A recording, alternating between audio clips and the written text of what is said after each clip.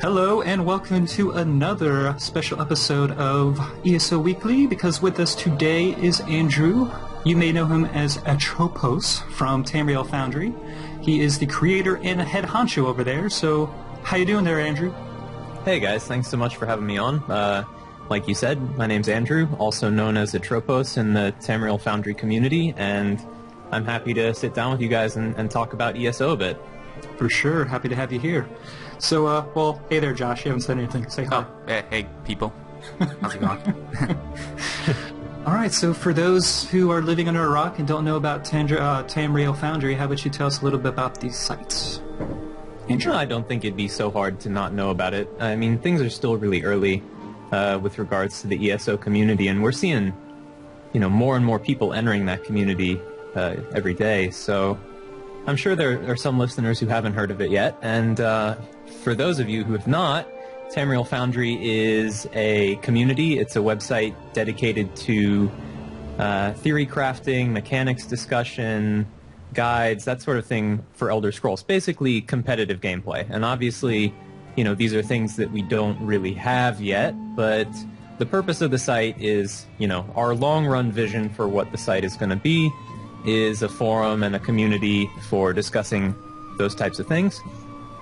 In the meantime, it's a great place to follow development news, to keep tabs on all the latest updates from ZeniMax, and just discuss anything that interests you about the game with a bunch of really dedicated MMO fans and Elder Scrolls fans.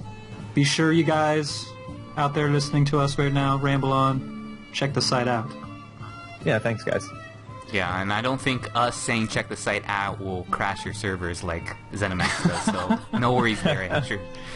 Yeah, it's pretty brutal when ZeniMax turns the full wrath of the ESO fan community attention onto one website. But we've actually been working really hard on server-side optimizations lately, and the last time they posted one of our articles on Facebook, we stayed up and did so with flying colors. So, it's improving, but yeah.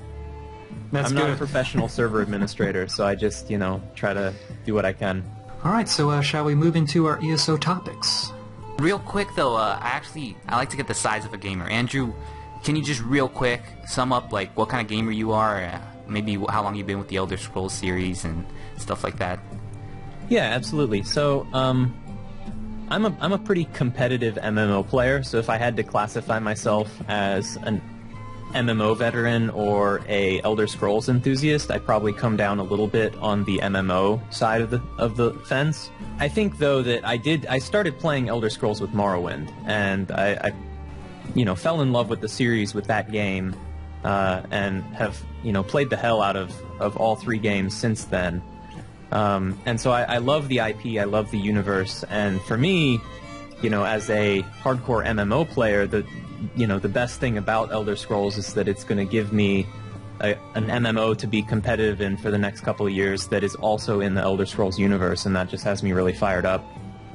Right on, cool. Yeah, I just wanted to know. I always like to see where people are coming from with their perspectives before we dive into the topics. The game that meant the most to me over the years was Dark Age of Camelot, and so that really turned me into sort of a huge PvP enthusiast, and that's another reason why Elder Scrolls, I'm really feeling very excited about the things that they're doing in terms of Cyrodiil. But, I'm also a competitive raider, and I've raided at a pretty high level in WoW, Rift, and a number of other games. So I'm going to be there with you, man. I'm huge on the raiding. So let's jump on into our ESO topics, first one being crafting. And before we do go into it, let's just give a little disclaimer stating that we don't actually know a lot about the whole crafting professions in ESO at this time. So a lot of this will be kind of like theory crafting with a little bit of educated guesses, I suppose. So let's jump into alchemy being the first one. Potions, poisons, dyes. How do we believe these things will be implemented, as well as other things that may be also accessible through alchemy? So potions, how do you think they're going to be balancing them within ESO?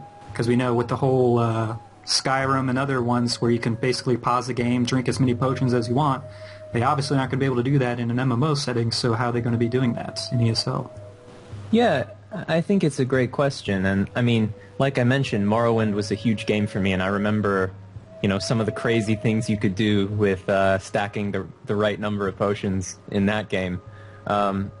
It's definitely going to be more MMO appropriate in ESO, and we know that they are going to give you a separate slot on your quick bar that is exclusively for potions. Excuse me, I'm sorry about that. I've been battling a cold the last couple of days, so if my voice goes out on me, I apologize in advance. Unacceptable. But yeah, so they're giving you an exclusive quick bar slot for your potion, but unlike your combat abilities, it actually does go on cooldown when you use it. So they're sort of forcing players to think about in advance what type of potion might they like to have on hand for a given fight. And, maybe it's a healing potion, that's sort of very general purpose, but in a raid environment or something, that I can definitely envision there being lots of variety of potions that are really appropriate for exactly what you're doing at the time. Josh and I were actually mentioning this in a previous ESO episode, like previously this week. And Josh, you want to go talk about the whole, the Witcher style and how you might like to see something more like that? Yeah, for sure. Well, when approaching a question like this, I just kind of picture in my mind, what was the best game that I felt did potions correctly? And I don't know, Andrew, have you ever played the Witcher series? Are you familiar with it at all? Yeah, both of them, and I think that's a great point, because both the potions and alchemy in that game is great. Oh, they're kick-ass. I love the preparation of it. It's not unrealistic in the fact that you can just chug potions down the middle of combat. You really have to think and prepare yourself before battling. And I think that's very important in a game that you want to, encourage the skill of a player and the competence of a player. And another thing we were talking about, too, was how we know that potions will have kind of a cooldown. I liked how The Witcher did the whole, what was it? I still don't know the name for it. Toxicity or something? Yeah. Yeah, I can't even say the word because of my speech impediment. But yeah, that. I don't know. I think that'd be a very cool approach to go about that. Yeah, for sure. I think that I would have loved to see something like toxicity, but I think as a mechanic that's a really good one. I think it's a little tough to put it into ESO because it's like people would complain that potions weren't poisonous in the single player games. Why are they all of a sudden like I can't drink more than 2 of them or else I'm gonna fall over. So I mean that'd be a little bit tough to fit in, but also I think it's a little bit easier for players to keep track of whether their potion slot is actively available without having to check their body's health level. But I think that you're right in that they're going to have to restrict it in a way that will prevent people from just chain chugging potions as a way to get around in combat. Right. There's got to be some limit to it because anyone who's played the previous Elder Scrolls games knows that if you're a man with 100 health potions, you can rule the world. No one can kill you because there's no limit on it. And obviously, yeah, like you said, in an MMO they'll have to limit that mechanic. Now, something we haven't mentioned yet is that you actually got an opportunity to go in and play the pre-alpha version of the game. Did you have any encounter, and I don't know if you mentioned this previously, but have you encountered potions at all in your little play there, or was that not included in the test? Yeah, absolutely. I was one of the lucky few, and that was, that potion quick slot was one of the things that really struck me.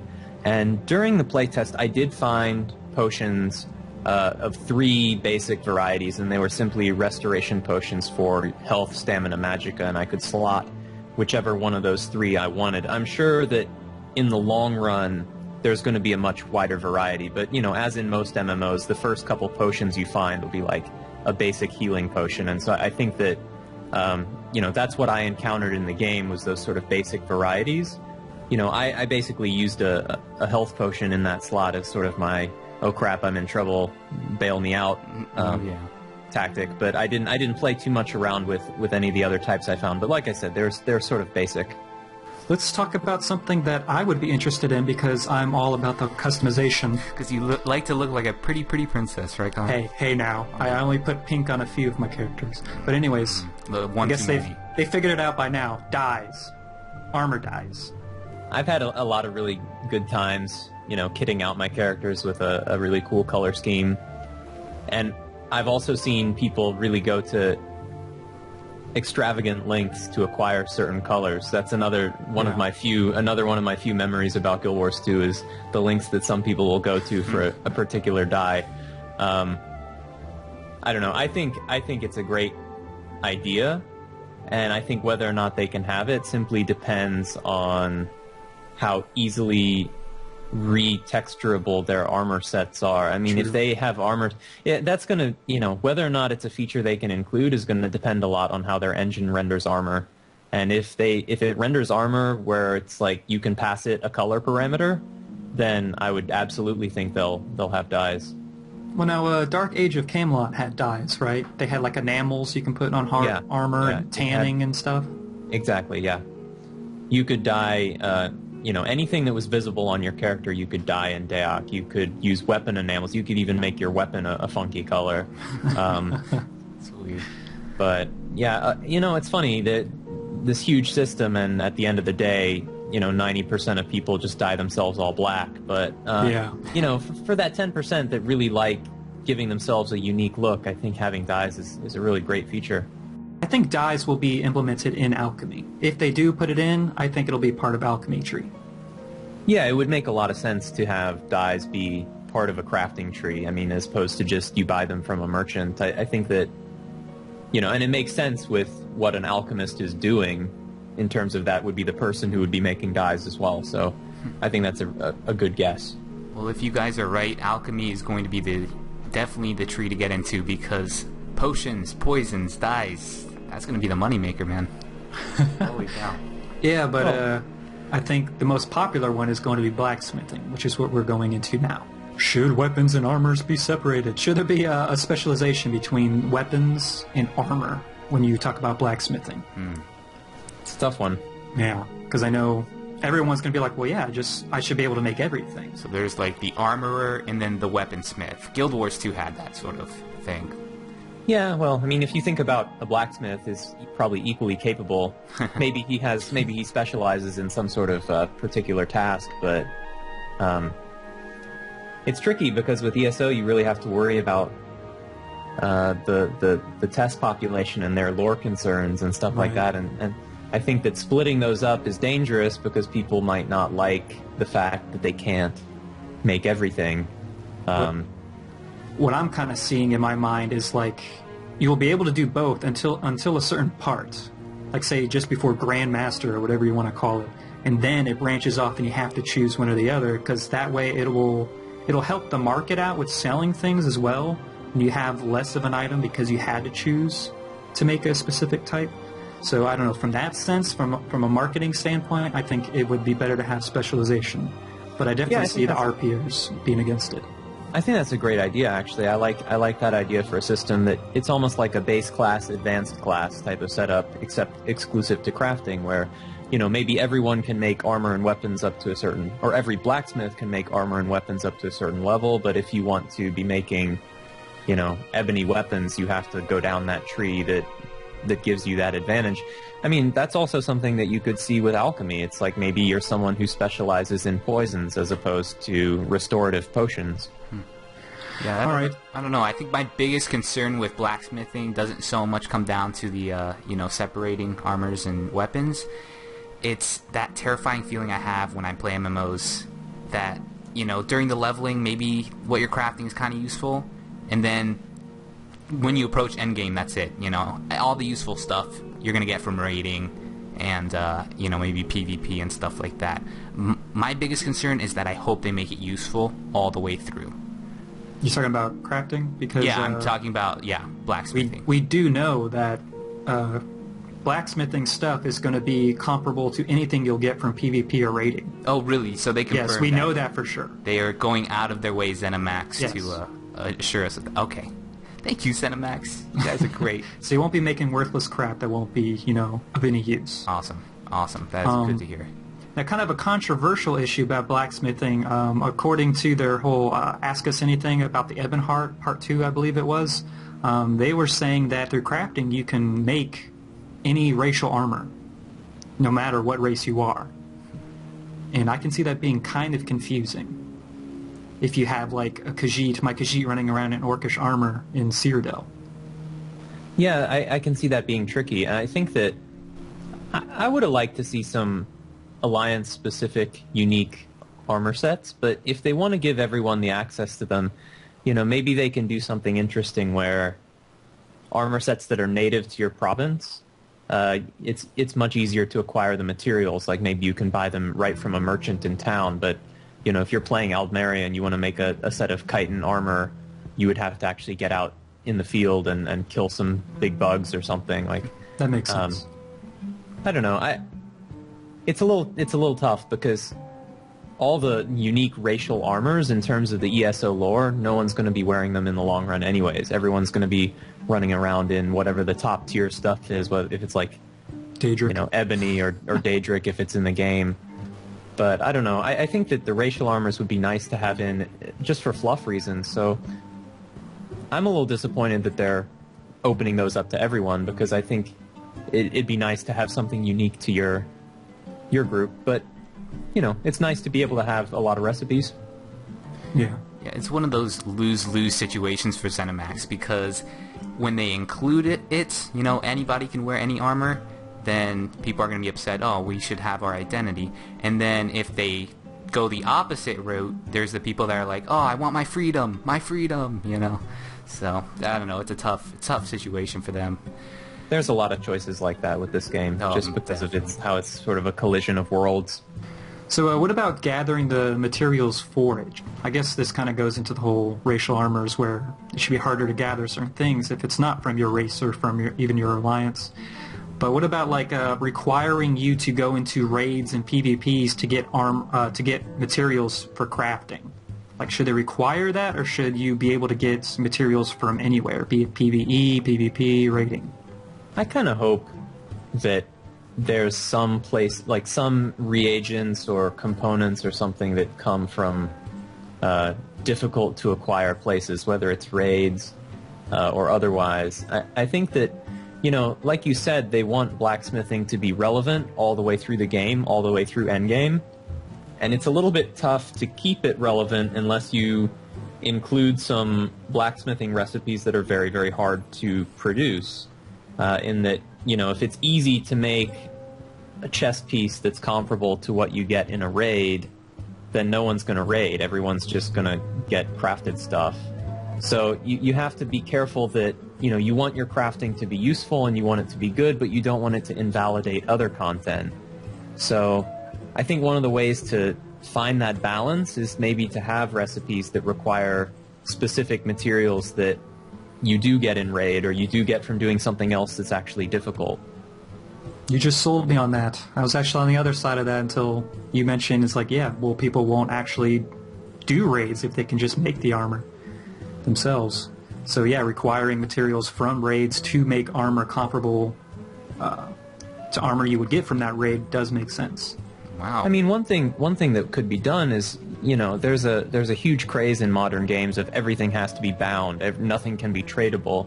I mean, you could have rare materials that comes from raids that could be, there's a place in the market for those, maybe, if you allow them to be exchanged. And so maybe someone who doesn't have a raid group, who doesn't have the ability to raid, can eventually get himself a piece of raid equivalent gear, but it's going to be extremely expensive because he's going to have to buy this like boss drop as a crafting component or something. Look at you, Andrew. I like you. I like you a lot. Look at this guy, sensible. Yeah, come on. It's a good compromise. Yeah. What about you, Josh? Any thoughts? No comment. Yeah, I don't have much to say about that. All right, moving on into Enchanting, the moneymaker. For me, at least, in Skyrim. Nothing like enchanting iron daggers and then selling them for like 3-4 times its worth. Do you think it'll require soul gems? Because we were kind of talking about like what soul gems will play, what role they'll play in ESO, if any. It's hard to think about what else it might require. I mean, I feel like every craft is going to require some sort of inputs in order to act. I mean, it's not going to be like you just wave your hands around and, something pops out. Abracadabra. Yeah, I think that soul gems are a no-brainer. It keeps the lore crowd happy. It's a sensible input to require when you're enchanting gear. I mean, another question is whether or not you're actually going to have to get out there and charge those soul gems. But in terms of whether or not they're actually in the game, I think for sure would be my guess. And I think tons of people have made like the joke, I think we even have, well, you know, players don't have souls, so how are you going to fill it? It's like there's plenty of other things out there, NPCs and stuff, to kill to fill these soul gems.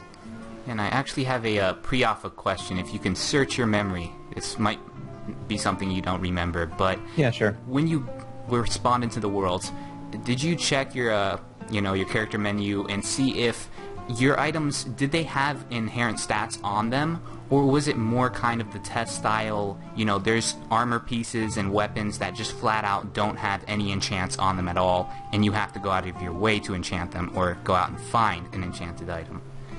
It was a mix of both. Okay. I would suspect that, you know, there was certainly some gear that didn't start out with an enchantment on it, but otherwise seemed to, you know, be a reasonable piece of equipment. I would think that, you know, in terms of blacksmithing, you're going to produce an item that probably doesn't start out with an enchantment on it, and I think it's the same way with loot. You know, doing the first public dungeon that we came across, I killed a couple sort of named enemies in there that dropped some green gear that had magical properties already on it, as well as a couple quest rewards that had gear that already had magical properties on it. So I think that probably it's going to be a more MMO approach, where after the first couple levels you're sort of out of the category of you're getting white gear that has like nothing on it, but that's just my gut feeling. Cooking. You saw cooking in the game.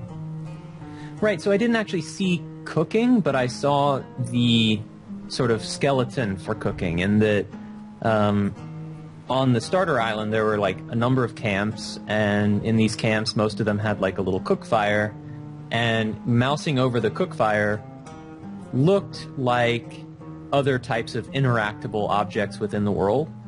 You couldn't interact with it in the alpha because none of the crafting skills were actually in the game at that time, but there was definitely like a cooking pot that when you hovered over it, it lit up like, you know, you can do something with this, but it wasn't there yet. So yeah, it seems like there may be a cooking skill in the game that otherwise maybe, you know, that might have been for like a quest I never found or something, but I think it's a reasonable guess that there's probably cooking. That's cool. I mean, cooking's a bit in most MMOs, but it's kind of, you know, not been that important.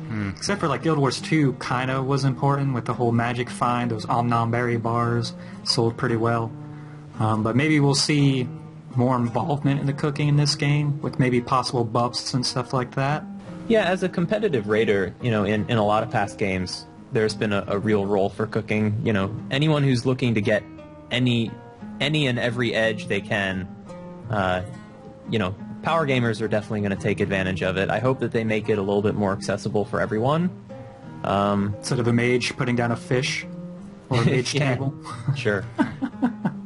Thinking a table of sweet rolls, and it gives you sugar rush, increases your speed by 10%. Yeah! Something like that. On the Tamriel Foundry forums, it's kind of funny. We've seen some people who are calling for a really old school mechanics of like you need to make your character eat and drink to stay alive. Like there's all kinds of gamers out there who are used to various degrees of like, I guess, sort of difficult mechanics in their games, and I definitely don't think that food will be a requirement in ESO in any possible way. But I do hope that they make it really useful in that maybe everyone wants to carry around a little ration kit with them, just, you know, for that extra edge. Yeah. I think that the food... So I wasn't able to make any food in the alpha, but I did find some stuff that I could eat that mostly restored my stamina, I think. Memory's a little bit fuzzy on that count, but I think I did encounter some food that I looted that would increase my stamina. You know, our viewers say that you and Mark are really being held to the knife here. So if you are to mention anything that you're not supposed to, like the Dark Brotherhood shows up at your door the next day, or you get a letter under your pillow with the handprint "We know" on it. Is that true? You can tell us. We won't publish it.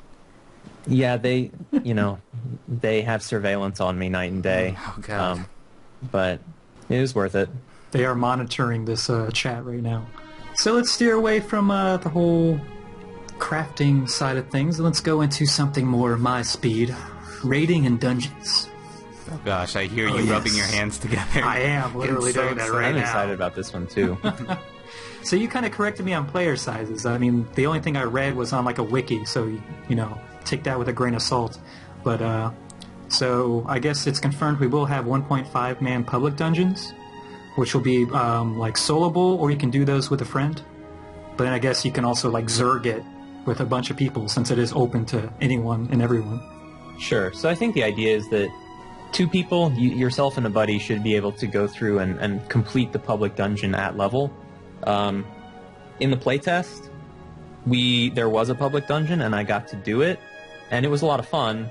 I didn't, there was a very limited number of us there, and no one else was like in the immediate vicinity when I encountered the public dungeon, so I just went in by myself, and I completed it solo, but I was 3 levels over-leveled at the time, so it was a little difficult for me to judge how they're scaling the difficulty, but I think the idea is that, if you're a good player, if you are a little bit more skilled and you have good gear and good preparation, you should be able to solo it, but you'll be comfortable if you team up with someone.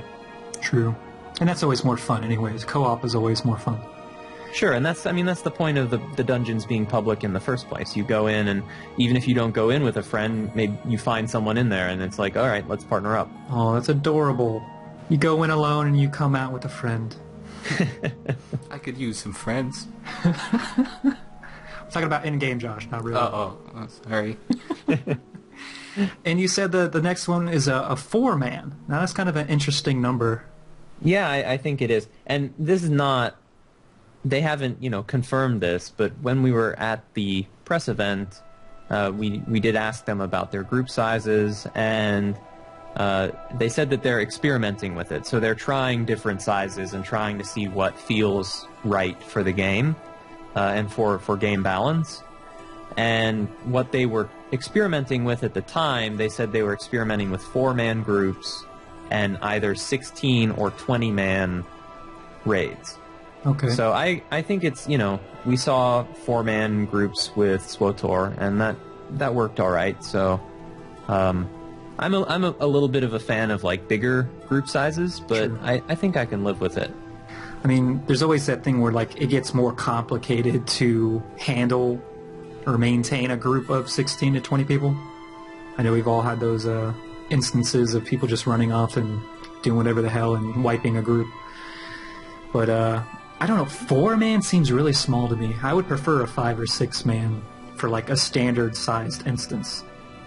Yeah, I think it's tricky because, say you've got someone healing, you've got someone tanking, and 2 DPS. I mean, it's a pretty balanced setup, but it doesn't leave you that much room for creativity in terms of what your bosses can do. You certainly can't have a boss that's going to require like a second tank. You certainly can't have a boss that's going to be like a war of attrition where you need more healing to gut it out. I think you're a bit restricted in that you're kind of going to have that healer tank DPS setup, and I think that the smaller the group size, it may challenge them a little bit to come up with like really creative instance boss mechanics, but it may also, having the small group, kind of force people into filling more than one role, because we are supposed to be able to do that. Yeah. So maybe that's why they're keeping them smaller, is to kind of push people to play more than one role. I think that's a good point. I mean, you are going to have a really large ability for, to hybridize your character in ESO. Yeah. To sort of counter my previous point, one thing they can do for sure to spice things up is to make it to where players actually need to change what they're doing on the fly or between fights. So, did you do any instances while playing the pre-alpha? No. I don't know when in the game those start. We did get to see some gameplay footage from a level 25 or so instance. It was called Crypt of Hearts, maybe, something like that. And it was kind of this cultist lair. I'm not sure what enemies were sort of supposed to be in there by default. They had hand-placed a bunch of different enemies in sort of a gauntlet style to show us some different mechanics. Yeah. And it didn't look like they were sort of the normal denizens of this dungeon. I would guess, based on the environment, it's probably like Daedra and cultists. And that was like around level 25. So we got to see a little bit of the sort of environment, and then we saw a group of 2 people go in, and they had a lich set up for them to fight to demonstrate some mechanics, but didn't really get to see really what an instance is supposed to be like. So I hear there's going to be puzzles, which I guess will probably disappoint Josh, because I know how much he loves puzzles. You know me. I love to fail. That's what I'm best at. But apparently there will be puzzles. Some we're used to seeing, like the whole spinning the pillar thingy with the pictures of animals on them. They're supposed to have things like that, You but can also even like, call those puzzles. yeah, they. A child could do that. Yeah, It's more like- Skyrim's puzzles really didn't do it for me, but I think that it is nice to have them. Yeah, but we do know they are going to have those pictograph things, at least according to Jesse Cox. You know, he says. Yeah, sure. We saw that in the Skyrim. We were playing a Skyrim zone, Bleak Rock Isle. There was a barrow in there where you did sort of like line up the glyphs in the proper pattern, and in order to advance. I also, in a gameplay video from last year's E3, it shows a big room in like an Ayleid ruin where the floor is entirely made up of tiles that have like all these different symbols on them, and some of them are like lit up and some weren't lit up. And to me that looked like a pretty neat puzzle, so I don't know anything about that, but there's going to be a variety, I think. You step out of place and the fire sprouts up, all Indiana Jones, you disappear. Yeah. I know ZeniMax is kind of steering away from the Holy Trinity style of, tank DPS and heals. Do you think this is going to overall help the raiding experience or hinder it? So, I mean, they're definitely... I think the degree to which they're staying away from the Trinity is they're not labeling a class as you're a tank, and they're not labeling a class as you're a healer. In terms of actual roles within a group, though, I think that we will see something resembling a Trinity, in that they've said they want players to step up and say, all right, I'm going to be the guy who can absorb a lot of damage. Like, I'm going to round up the enemies and try to keep them focused on me. You're going to be the guy who has a staff out and is, helping to keep me alive. And in terms of, like, the actual functioning of roles within a group, I think that we're going to see that tank, healer, DPS trinity come out. I don't think it's going to be like Guild Wars where everyone is responsible for themselves and then we just sort of collectively go after things. But yeah, I definitely think like we'll naturally kind of just lead in one direction or the other. But I'm also thinking that later on it might cause problems in groups that haven't like specifically requested a tank, or a person thinks that they're tank worthy but they end up not being. And it's just without definitive roles, I guess, I can see there being problems with there not being enough heals, or not being enough DPS, or not having a tank that's just part of the beast, though. MMOs have always been like that, tanks are scarce, and one of the reasons I like being a tank is because I can find a group so quickly. But I don't know. I if you would have talked to me before Guild Wars 2, I would have been like anti-Holy Trinity and stuff, and I was so glad Guild Wars 2 was breaking that. But I actually kind of like the defined roles too, so I fall more with you guys on that, definitely. Yeah.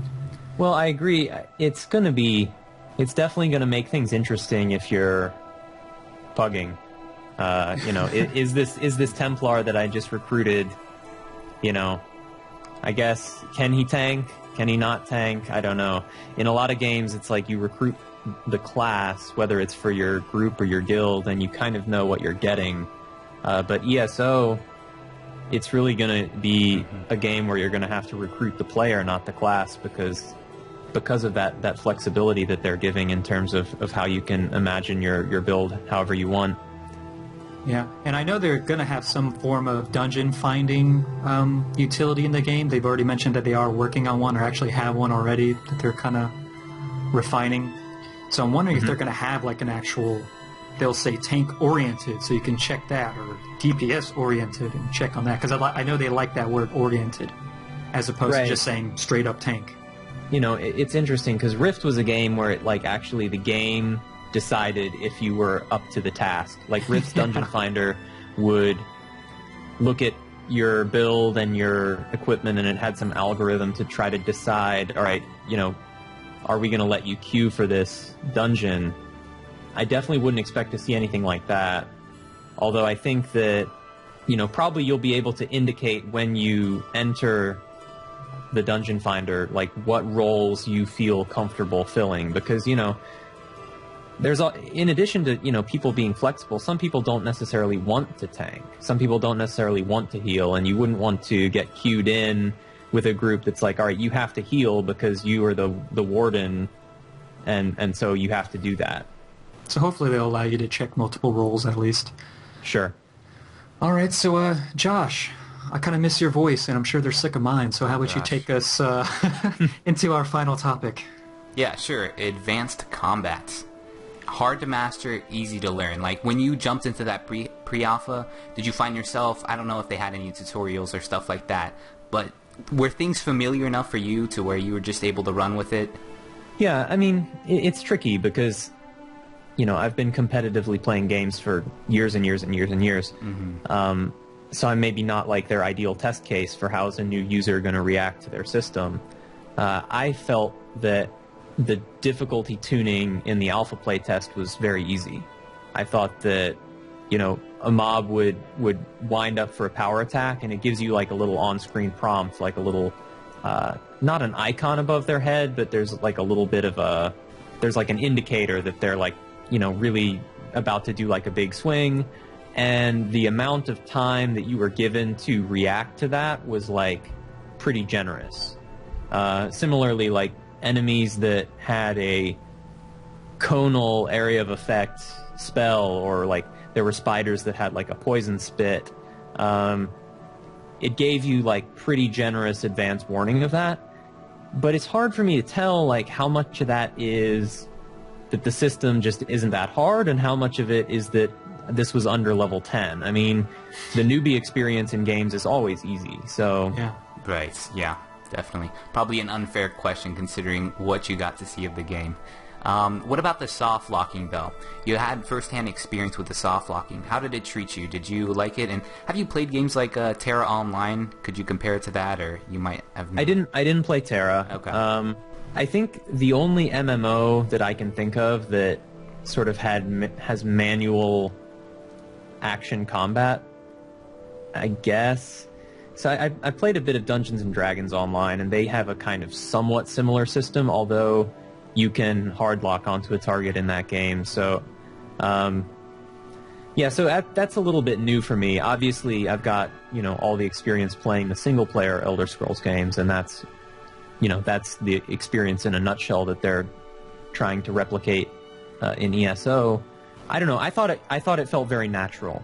I did not find myself worrying about targeting a lot. I found myself subconsciously, just as a creature of habit, tab targeting everything that I was attacking. You know, I put my little like tab lock onto everything just because, you know, I do it without thinking when I'm playing games most of the time. But I think even if I weren't doing that, it would feel very natural. Like when you hover your reticle over a foe, they get this little red glowy outline. And so it's pretty natural to just like pan your view around, and you get a good feeling for, you know, who you're about to go after with your next attack. Do you remember what it displayed about the enemy when you did tap target? Was it like a nameplate or anything, or just nothing was displayed? There was a nameplate. And like a health bar or something? Yeah, you know, there was. I'm like feeling like 75% on this. I'm actually a little embarrassed that I don't have a definite answer here. I mean, this was months ago, so... Yeah, it's tough. You know, it's funny, I'll talk to people and they're like, I can't believe you didn't remember this or this or this. It's like, I really wish I remembered absolutely everything. I'm pretty sure there was a nameplate, because I don't remember there being any other place on the interface that displayed your target information, and I definitely have the recollection of there being one, but I would not bet my life on it. I'm feeling about 75% on that. Well, now to make you second guess yourself even more, do you remember hit numbers? No. No hit numbers? I did not recall anything like floating combat text, Cool. although I really did not poke around in the options menus very much. It's, it could have been in there and I never turned it on, or maybe it's not, but I think the MMO crowd would probably really like having damage numbers. So, I think I would like to have it as well. So hopefully that's an option that's hidden in those menus somewhere that you can toggle on. Yeah, I do like numbers, and I also like options to turn it on, but by default, I think it should be off. Yeah, definitely. No, I'm along with you guys. They should just keep it an option, because I think the MMO vets will definitely want it, and the RPGers, that just want to immerse themselves in the world, well, it'll be made harder for them with all those crazy numbers ticking away. So being a competitive player yourself and feeling how the soft locking system worked in the game, do you think this will really truly add to the player skill required to perform well in PvP as compared to just having good gear and good stats? I'm not sure it's going to add to the skill requirement to be successful. I think if anything, it'll certainly make combat more fun, just because you're a lot more engaged in what you're doing. But I think it was natural enough that I doubt that people will be doing well or doing poorly in PvP based on their ability to target their enemy. I think that it was pretty easy enough to get your target to target the right foe that people will probably be able to master at least that aspect of the game, which I think is good. I don't think you should have people that are like sucking in PvP because they can't even target who they want to target. But I guess you also didn't have much experience with the ranged so there wasn't. Yeah, the only experience I had with ranged combat was my Templar had a nuke that was a snare and damage spell, and I could use that from like a medium range, so I could use it to like pull mobs and stuff. And I did use that a fair amount, and it was really easy to use. Actually, the soft lock was like fairly generous. They've said that they were maybe like toning that down a little bit and making it less forgiving. Yeah, tightening it up. So I think that probably is a good call. But if they tone it down a bit and make it to where you at least have to be aiming closer to the enemy than we did in the alpha, I think there would be at least some skill element there. And that's kind of cool that they can dial it in like that and make it so it's a smaller window of missing the target. So it'd be interesting to see that if as your character progresses in level, that maybe it keeps tightening up. And when you go into a PvP setting, you're at max level, then you'll have to be like dead on to start hitting things. So that would be interesting to see. I like that idea. It's kind of like training wheels. Yeah. Yeah. Kill cams. I can't remember if you guys actually saw them in the pre-alpha or if they mentioned it to you. Can you refresh my memory on that? Yeah, I saw them, at least what I think that they're talking about when they say kill cams. It was a lot more subtle than what you get in Skyrim, where it's like a 5 to 10 second slow motion cinematic. It was more of a like the camera just like did its own sort of little pan and things slowed down maybe just a little, but it didn't feel like it was a big jump away from what the rest of combat is like. It was kind of more of just like a dramatic finish. Okay. I know some people will be happy to hear that because, I don't know, I for one, I like kill cams a lot. I like the cinematic feel it brings. But some people didn't like them because they felt it was it took them out of the experience, and made them dizzy, some of them even said. Did you feel it added anything? And this might be an unfair question because it was pre-alpha, but did it add anything for you? Did you like it? Would you keep it around if you had the option to disable it? If it were up to me, I'd probably remove it.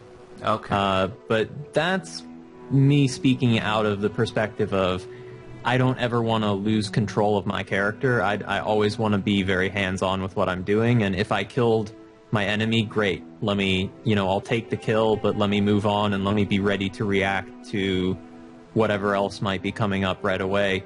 I don't want to be sort of suspended for 2 seconds while I watch my character do something cool. It's hard to say. I think in PvE, the kill cam is probably cool. Like I would probably keep it in that, it's supposed to only fire for like the last enemy in a group, and that's kind of when you can just sit back and relax and be like, okay, we won that fight. Here, enjoy this cookie of your character doing something awesome. In PvP, hell no, I wouldn't touch kill cams. Agreed. I would be surprised if there were kill cams in PvP, just because you never know when the next person is going to be coming up on top of you, and if you're busy doing some ridiculous kill animation and can't react, that's a no-go. Definitely. I can't see them in a PvP setting. They have said that you can hit a button to exit out of a kill cam, but I don't know if you can actually disable it completely. I'm assuming you can, because, this game is all about options. Yeah, so let us know, guys. Will you be using kill cams in the Elder Scrolls Online if you're given the option? Alright, I think we talked their ears off enough, gentlemen. Before we close out the episode, we want to thank this week's sponsors, John Wilson, Matthew Guerrero, and Laura Nip. Thanks, guys and gals. You make the Shoddy Cast possible. Well, thank you, Andrew, for taking the time to chat with us about some of the mechanics in the game. Yeah, absolutely. Thank you both for having me on. It was a lot of fun. Awesome. And be sure, all you peoples out there, to go visit Tamriel Foundry, sign up, start talking on the forums, and check out the articles and stuffs. It's a lot of stuff on there, and you'll be there for hours just reading stuff. We'd love to have you register and share your thoughts in the community, and we're just all excited to collectively, wait for ESO and follow it as closely as we can. Oh yes, like a bunch of giddy little schoolgirls. Alright, so this has been the Shoddy Cast. I have been Josh. And I've been Kyle. I've been Andrew. Don't forget to like, subscribe, all that great stuff. We will see you tomorrow for the next lore installment. Catch you later. Bye. Bye.